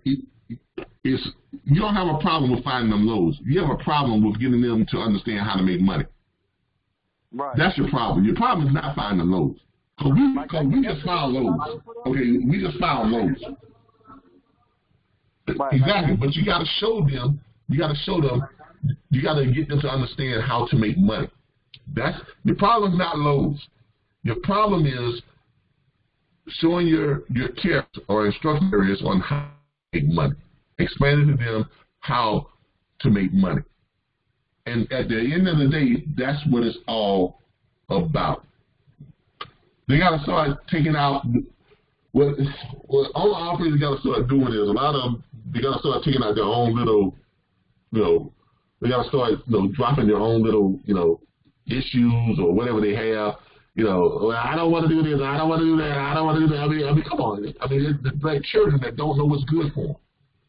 Right. Now, I'm not being condescending. That's just a fact. They are acting like children who don't know what's good for them. But you are the person on the side that is seeing the money side. So you have to show them, say, hey, the reason why I need you to take this loan, because I'm going to show you how it's going to make you more money. I can show you how to make almost $1,000 per day in Florida, and you're not going to spend any more time in Florida than you would have spent there anyway.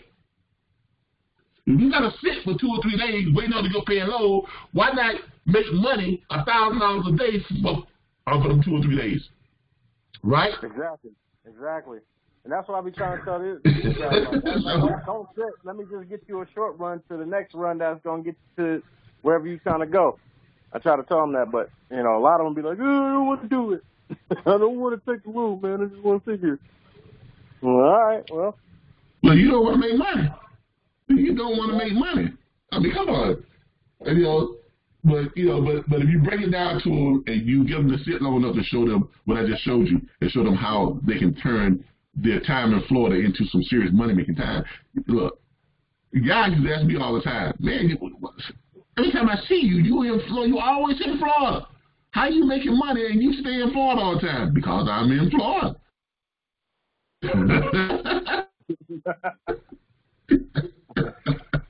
That's why. You don't know, you better ask somebody. I be calling up my brokers. I called up the warning. Look, I would call the warning guy, the JD Hut guy, and back then we were still running what's the one that was real big back at the time? Another company that was real big. Come on, y'all, help me out. Not Landstar. No, it was just a brokerage firm. Oh. I don't know. I haven't went through a lot of brokerage firms yet. C.H. Robinson. C.H. Robinson. It was C.H. Robinson. You remember C.H. Robinson? No, I haven't heard of C.H. Robinson. Y'all remember C.H. Robinson? Okay. C.H. Robinson was a huge, big brokerage firm. Okay? But I would call those three, and I say, what short loads you got in Florida that I could run to all in one day? So they said, oh, of course, a lot of people don't really ask us that. Well, I'm asking, what short run in Florida that are all less than 150 miles that I can piece together and make my runs to each one of them all in one day? And then they started like, well, shoot, let's take a look. Let's see, you in Live Oak. I got a load that runs from Live Oak to Alachua. That's 79 miles. It pays $680. It's bottled water. And then I got a load that's running from Alachua to Tallahassee. That's 104 miles.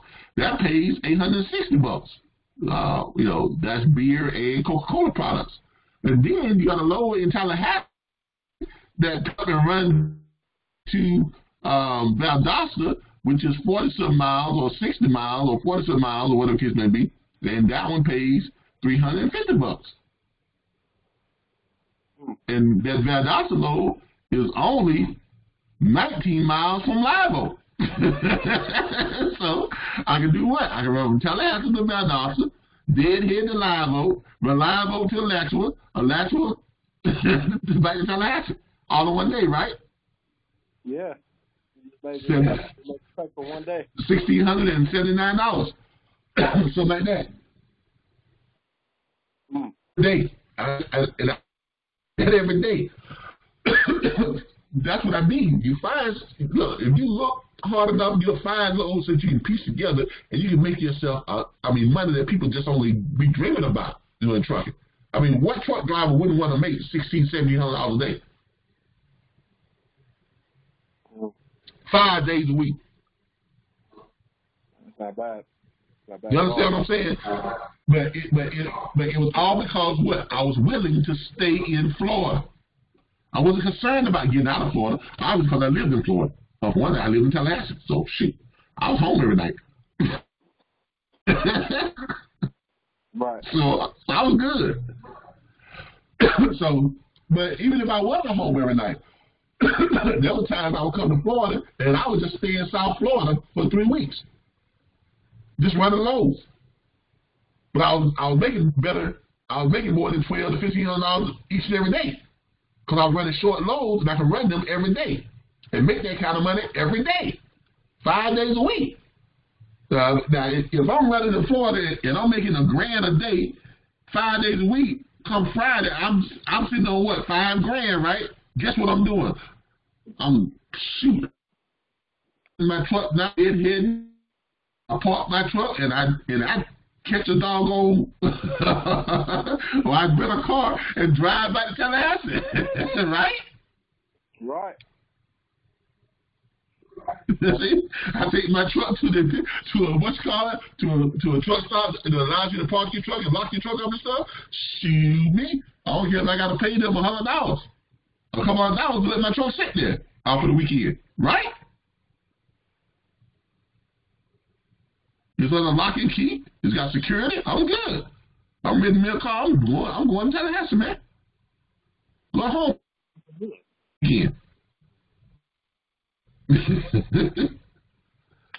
know what I'm saying? Right back up there, drop my rental car off and catch an Uber. I'm back out to the truck stop. Get back in my truck. Let's make some more money. Make another $5,000.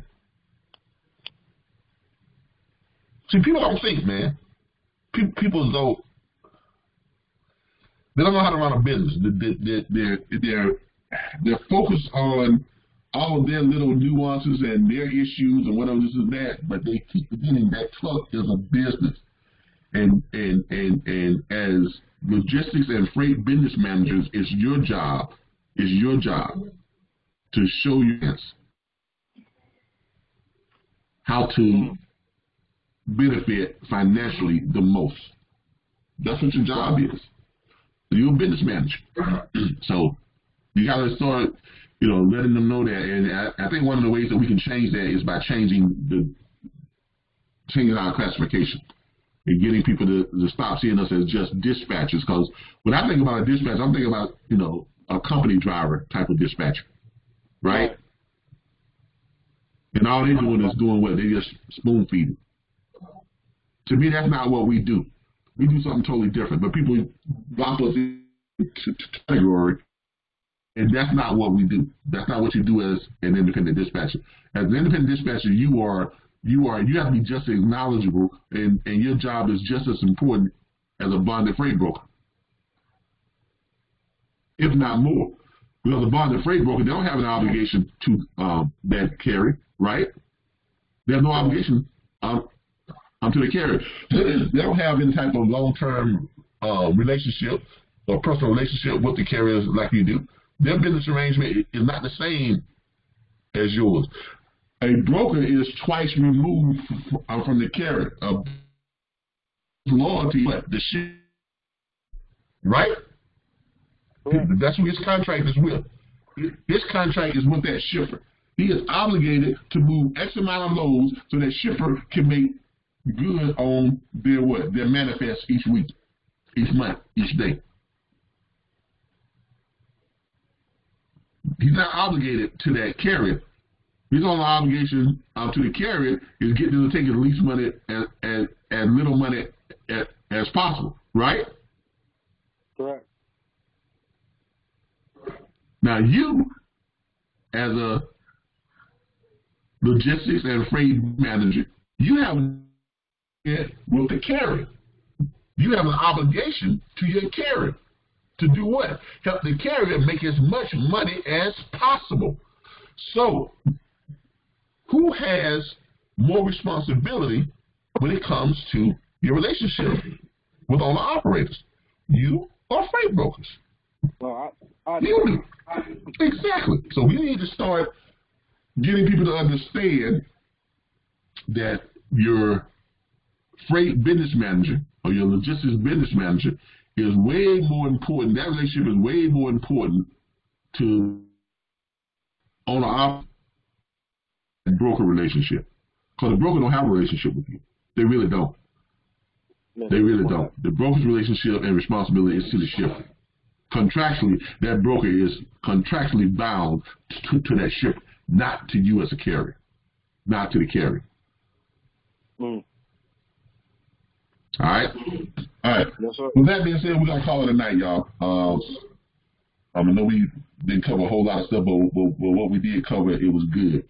But moving forward, we're going to change our terminology. I'm going to change it on the websites. I'm going to stop referring to what we do as dispatch firms, referring to business managers as freight business managers and freight business management firms, logistics business management firms. You call it what you want. You call it, owner-operator business management firms or truck, truck drivers, truckers business management firms, carrier business management firms, freight business management firms. But we're dropping that dispatch thing, okay? Because that's lumping us in with, company dispatches, and all they're doing is just, they receive a load list and they just issue it out. And that dispatch thing is for force. That's just for force dispatch, and that's not what you all do. You all are business managers because you got to educate these people on how to make money. So your job is to find a way to link these loads together and make them work for the carrier, so the carrier can make the most money as possible, most money humanly possible. And your job is to show them how to do that. Okay, so that's what we're gonna start doing. All right, everybody. I appreciate y'all. Yeah. I actually got hooked up with a shipper, a new shipper yesterday, and I actually booked a load from my carrier, and they actually paid in 24 hours. So you don't have to really use your factoring. So I got his number, and he's gonna start shooting me his loads daily. Cool. Hey, Mr. That's what it's all about, man. One more question before we get off. Yeah. All right. So on my dispatch agreement, I went and filled all that stuff out. Right. It was on my. I filled all my information out, but whenever I'm sending them out to carriers, it doesn't have any of my information on there. And I think they've been printing them out and signing them. It doesn't have what on it? Huh? Oh. You say it doesn't have what on it? My information, like my company name, my number, and I filled it out before. Okay, why didn't you put it? Why didn't you put it on there? No, I did, and I'm sending them out, and then whenever I'm getting them back, it's not showing that my stuff is on there, and it looked like he printed one off and took a picture of it and sent it back, and I don't know, I don't think we don't use DocuSign, do we? You can do whatever you want to. You can use DocuSign. I think you can DocuSign. That's what I might have to start doing, is using DocuSign, because whenever I send them out, it's just a blank, and it looked like the last couple ones I've got that they've been pulling them off, printing them out, signing them, and then sending them back instead of. Okay, but it still has your name in the printed section, right? Or your company name, right? It doesn't. Okay, how is that possible? I have no idea. All right, hold on. Wait a minute. Hold on. Sounds like you're in a step here. All right. Are you changing the dispatch agreement before you send it to them? Are you editing it? Yeah, I edited it and put my name on it and put my stuff on it. And I take that same file that I. Are you saving it? Are you saving it? Well, I believe I thought I was, but apparently after I got this one back, these last two back, that I must not have been. I don't think you're saving it. I don't think you're saving it. So look, it's as simple as, here's what you should be doing. Okay. Because it does not let me just say. You gotta pull it up. All right. Open. We'll open the file.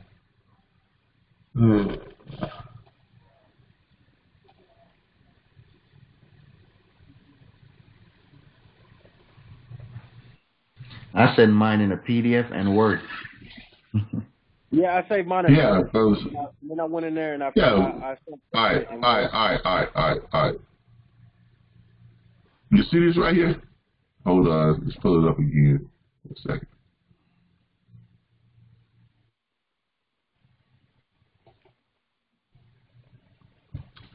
Come on.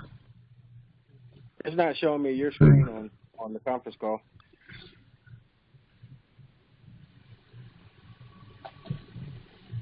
Hold on, y'all. I'm seeing it. You can't see my screen? I'm seeing it. Okay. Don't know. All right. I don't know what's going on.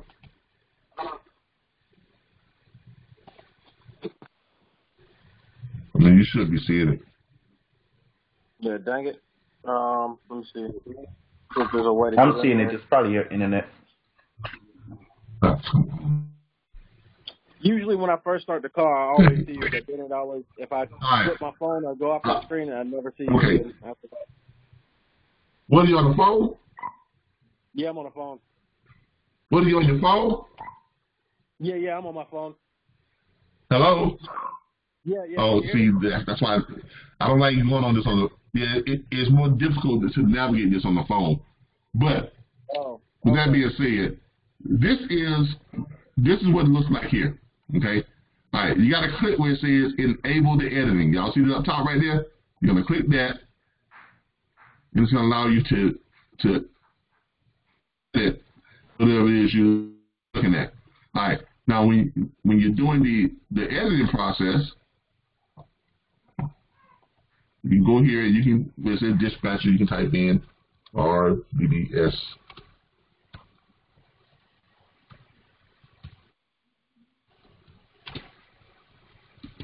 Y'all see that? You can just type that stuff in, right? Right? I can see it. Right now, before you send this stuff, you type that in. You're gonna come down here and you're gonna all the yellow spots. You're gonna type in your information, right? You're gonna put in RBBS Transport there. Not your company. Okay, all this is your company name. You're gonna put in your address, your phone number, your email address. Then down here, you're gonna put in all the yellow spots. You're gonna put in your company name, your company name, your company name, your company name. Then down here, you're gonna put that's where they're gonna fill out their information. They're gonna put their cell phone number and their email address right here. Right here, you're gonna put your company name. Then you're gonna come down here and you gotta put in your company name and then your signature right here. Right? And then you're gonna save it. You gotta save. You gotta go over and click File. Right? You're gonna click Save As. Right? And then you're gonna, when you save it as, you gotta save it as what? You gotta save it as a document. You gotta save it as a what? Or whatever you gotta save it as, right? So you're gonna click Save As. Online. I don't want to that add to place. I want to put Browse. I'm gonna save it as something. Whatever I want to save it as. There we go.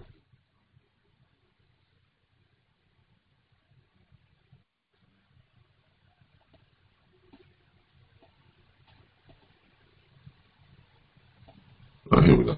I'm going to say as a document or desktop or whatever you want to save it as.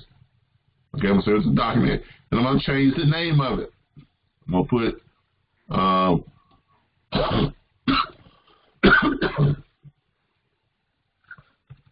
RBBS sample dispatch. Okay, so I can try to do it from the desktop. Yeah. Do this stuff on the desktop. Don't try to do stuff on your phone. Please don't. That's the problem. Trust me, you screw it up. Don't ever try to do this stuff on your phone because your phone is not gonna. Your phone is on a different type of operating system. Okay. Do this on a laptop, tablet, or or an actual desktop computer. Okay. Now, once you save this, once you save it, then you should be able to send it, and it should reflect the saved information. It's saving it now, and then once you get it, once it's completely saved, it will be able to send in the form that you need to save it in. Let's see, now when you see I can include this, right? I can go down here, and I can find my file again. Click on that, the file system, and I'm looking for what? See how it's not saved there, right? So that's the old file, right? But when I go and look for this file in the documents, where is it at? Open my files, RBBS sample dispatch agreement. When I pull it up, watch how it comes up. That's all. It's pulling up the new one now, and there it is. You see that? RBBS Transport LLC. It's right there. That's why you want to rename it to something where you can distinguish it from any of your other copies of it. And then when you send this copy, it'll always have your information in, because you would have went in, you put your information in all these places down here, right? And you went in and done your little thing down here, and then that's when you're going to be sending them. So when they get it, they're getting it in the format that you send it in. So when they put in their information, they send it back, it's all going to have the information on it. So they're not going to be able to take the information out. Okay? Yes, sir. And never try to do this on your phone. All right. With that being said, I gotta go. We ran way over. I got some things I was supposed to be doing, and ran way over. All right. Catch y'all on Saturday, 10:15 a.m., which is our next scheduled time for the Six Figure Booking Freight from Home show. All right, everybody. Thank y'all. Appreciate y'all for joining us for Wednesday night Q&A. Catch y'all on Saturday, 10:15 a.m. Same channel, same time. All right. Well, not same time, but same channel. All right. Y'all have a good night. All right. Have a good night, y'all. All right, man.